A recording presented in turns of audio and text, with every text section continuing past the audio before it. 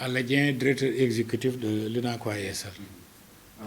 Dieng, où en est-on actuellement avec les prix sur le marché? Puisqu'il y avait déjà pas longtemps des annonces concernant des baisses et autres. Où en est-on exactement concernant les prix sur le marché? D'abord, il y avait une augmentation inattendue. Il y a quelques mois, ensuite, l'État a fait un effort à partir d'un conseil ministériel, d'un conseil des ministres et d'une réunion du Conseil national de la consommation. Après, il y a une évolution, mais juste avec les effets néfastes de la pandémie, les prix avaient un peu commencé à monter. Mais la plus grande décision aussi était venue d'une réunion du Conseil des ministres dirigé par M. le Président de la République, son Excellence. Et c'était quoi? C'était l'État qui renonçait à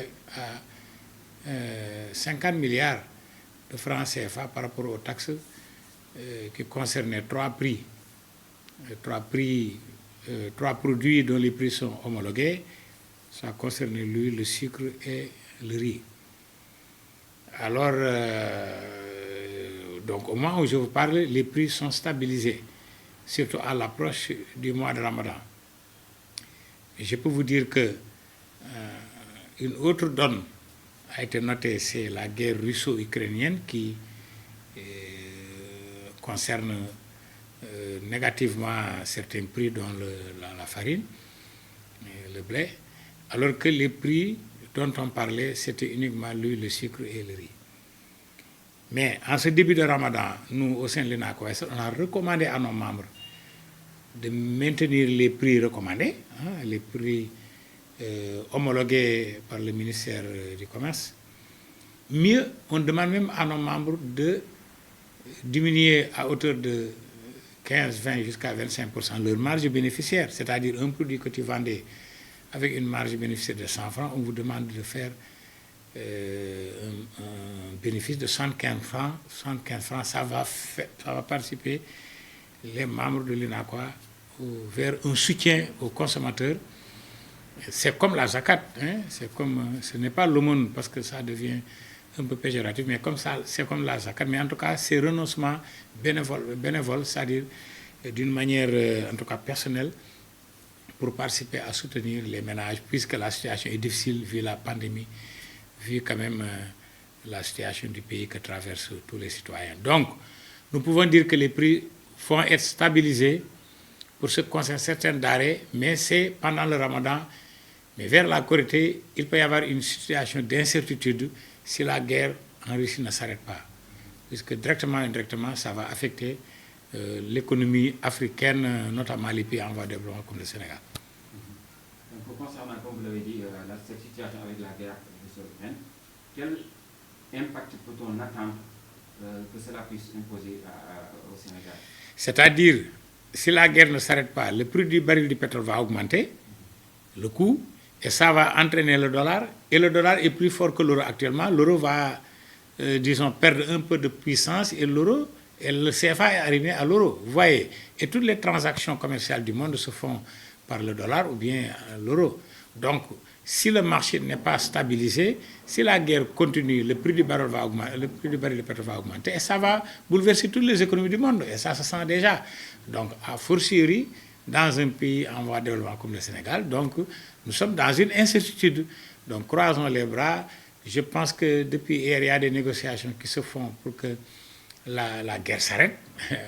On applaudit en priant pour que ça s'arrête dans les meilleurs délais. Sinon, quand deux éléphants se battent, c'est l'herbe sous leurs pieds qui va avoir des problèmes. Et l'herbe sous leurs pieds, c'est comme les pays en voie de développement devant les mastodontes comme la Russie, l'OTAN, l'Europe. Vous voyez, les pays balkanisés, là, réunis, c'est une grande force.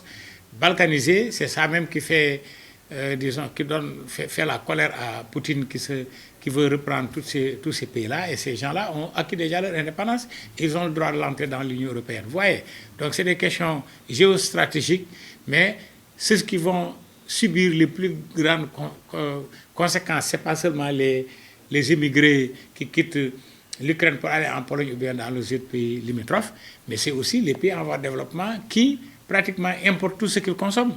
Et nous dépendons de beaucoup de produits extérieurs. Malheureusement, nous n'avons pas une stratégie nationale pour l'autosuffisance alimentaire. En tout cas, ou bien elle va faiblement.